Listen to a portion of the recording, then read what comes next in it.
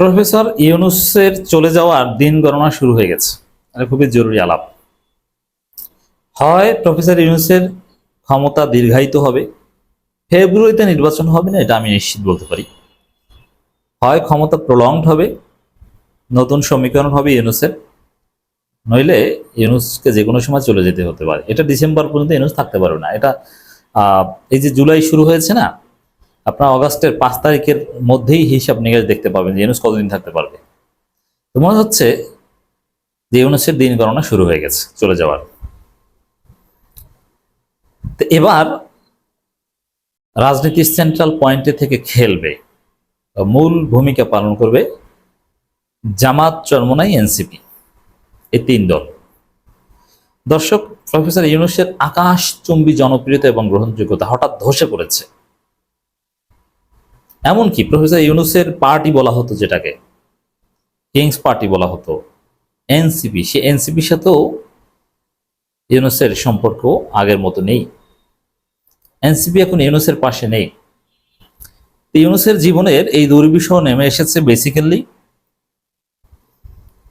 London বৈঠকের ফলে। এক লন্ডন বৈঠক ইউনূসকে শেষ করে দিয়েছে, তার জীবনের একটা কলঙ্কজনক অধ্যায়। আমি সাথে সাথে বলেছিলাম, এখন ধীরে ধীরে আপনার টের পাচ্ছেন। লন্ডন বৈঠক না, ওটা লন্ডন কেলেঙ্কারি। ওয়াটার গেট কেলেঙ্কারির নাম শুনেছেন না? ওই রকম যে লন্ডন কেলেঙ্কারি। লন্ডন কেলেঙ্কারি মানে এনসিপি, জামাত বা ইউনূসের সব কাছের লোকজনকে বাদ দিয়ে সে এখন বিএনপির কোলে উঠেছে, বিএনপির মাধ্যমে শক্তিশালী হচ্ছে। অথচ বিএনপির সব ক্ষমতা নেই ইউনূসকে প্রোটেক্ট করার। বিএনপি বলেছে এক বেকায়দায়, যে খলিলুর রহমানরা ভেবেছিলেন যে বিএনপি সাথে ভারত আছে, ভারত বিএনপি মিলে আবার সেই ভারত আমেরিকা মিলে যাবে, তো বিএনপি ভারত আমেরিকা মিলে ইউনূসকে রক্ষা করবে। আর ইউনূস তো এদিকে আমেরিকাপন্থী, আমেরিকা থেকে খলিলুর রহমান, আলী রিয়াজদেরকে ডেকে এনেছেন। কে ঠেকায় ইউনূসকে? হিসাব ছিল এটা। কিন্তু মজার বিষয় যে ভারত বিএনপি পিছন থেকে চলে যাচ্ছে। ভারত এখন খেলছে অন্য গোষ্ঠীকে নিয়ে। এদিকে এনসিপির সাথে সম্পর্ক খারাপ। এনসিপি, জামাত, তাদের যে অভিমান, এটা কমেনি।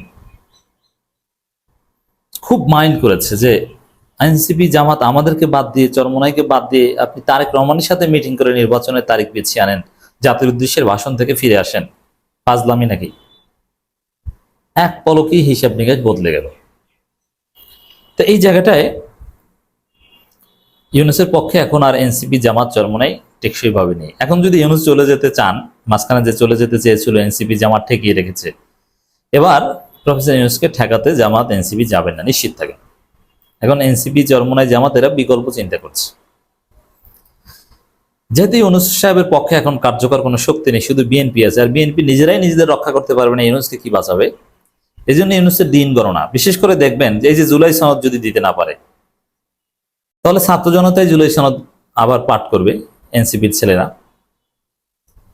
কিচ্ছু করতে পারেনি। ঐকমত্য কমিশন ব্যর্থতা আলী রিয়াজ স্বীকার করেছেন যে আমরা পারছি না, জুলাই সনদও দিতে পারছে না। 16 তারিখ জুলাই সনদ দেওয়ার কথা, কোনো খবর নেই এবং হওয়ার সম্ভাবনাও দেখি না। অতএব এই জুলাই সনদ দিতে না পারা, 1 বছরের মধ্যে একটা জুলাই সনদ দিতে পারেনি, ওই বিএনপির কারণে, বিএনপির কোলে ওঠার কারণে। সেই ইউনূসের থাকার অধিকার নেই বলে জনগণ মনে করে।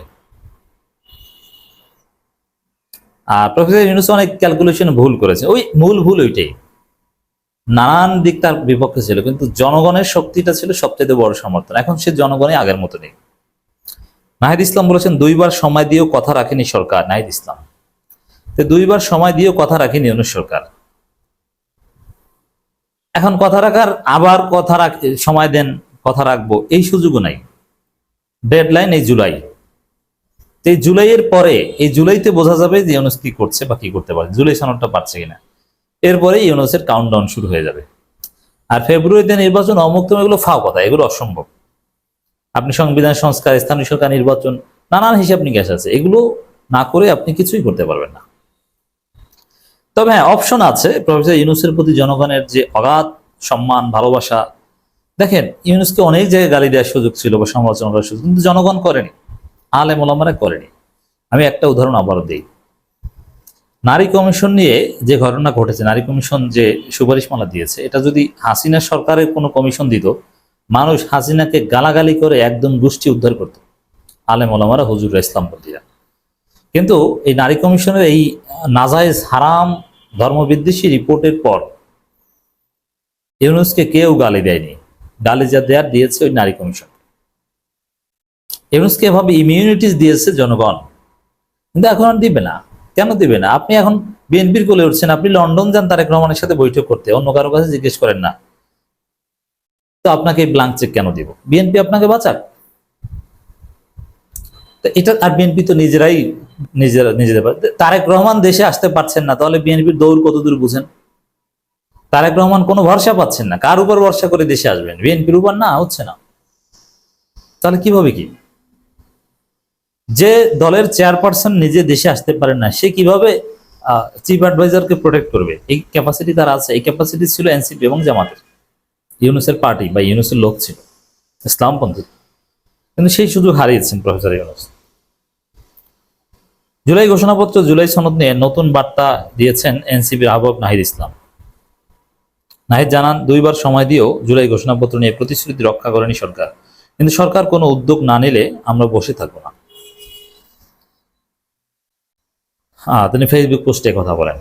এর মানে এখন এনসিপি বা বিপ্লবীরা বিকল্প খুঁজছে, নতুন কিছু খুঁজছে। তারা বসে থাকবে না, এই সরকার দিয়ে হচ্ছে না, তারা নিজেরা আর একটা বিপ্লব করবে, অন্য কাউকে প্রয়োজনে প্রধান উপদেষ্টা বানাবে, চুপ্পুকে সরিয়ে দিবে। তবে ইউনূস নিজে যদি চুপ্পুকে সরিয়ে খালেদা জিয়াকে রাষ্ট্রপতি বানান পিনাকি ভট্টাচার্য, তাহলে অবশ্যই হিসাব নিকাশ পাল্টে যায়, কিন্তু এটা করা টাফ হবে। এটা বিএনপির কনসেন্টের বাইরে তো করতে পারবে না। আর বিএনপির সাথে এরকম কথা ছিল না, লন্ডন বৈঠকে এরকম সমঝোতা হয়নি যে খালেদা জিয়াকে রাষ্ট্রপতি বানাবো আমি, চিফ অ্যাডভাইজার, তারপর নির্বাচন না। এটা বিএনপির প্ল্যান হচ্ছে যে খালেদা জিয়াকে 3 আসনে নির্বাচন করাবে, 3টে আসনে। এটা লন্ডন বৈঠকের ভায়োলেশন হবে, এটাও পারবে না। মানে ইউনূসের এখন উভয় সংকট, ইনার ডিলেমা। নাহিদ ইসলাম তার পোস্টে লিখেছেন, জুলাই ঘোষণাপত্র হচ্ছে জুলাই ছাত্র গণঅভ্যুত্থানের ঐতিহাসিক প্রেক্ষাপট, শহীদ ও আহত ও নেতৃবৃন্দের অবদান ও রাজনৈতিক নিরাপত্তা ও সুরক্ষা এবং জুলাইয়ের আকাঙ্ক্ষার সংজ্ঞায়ন নিশ্চিতে একটি জাতীয় দলিল, যা পরবর্তীতে আইনি ও সাংবিধানিক ভিত্তি পাবে।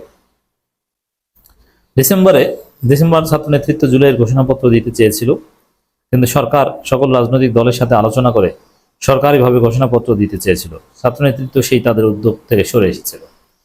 এবার আর ছাড় দিবে না। আর এই ছাড়টা না দেওয়াটা হবে ইউনূসের বিরুদ্ধে এই ছাত্র জনতা নাহিদ ইসলামদের চূড়ান্ত বিদ্রোহ। এর মানে ইউনূসের কাউন্টডাউন শুরু। সরকার বিভিন্ন দল পক্ষ খসড়া ঘোষণাপত্র চেয়েছিল, সেই সময় বৈষম্যবিরোধী ছাত্র আন্দোলনের পক্ষ থেকে সরকারের কাছে একটা খসড়া ঘোষণাপত্র দেওয়া হয়েছিল। সবগুলো ডকুমেন্ট মিলিয়ে একটা কমন দলিল তৈরি করার কথা ছিল, যা সব পক্ষ একসাথে উদযাপনের মাধ্যমে ঘোষণা করবে।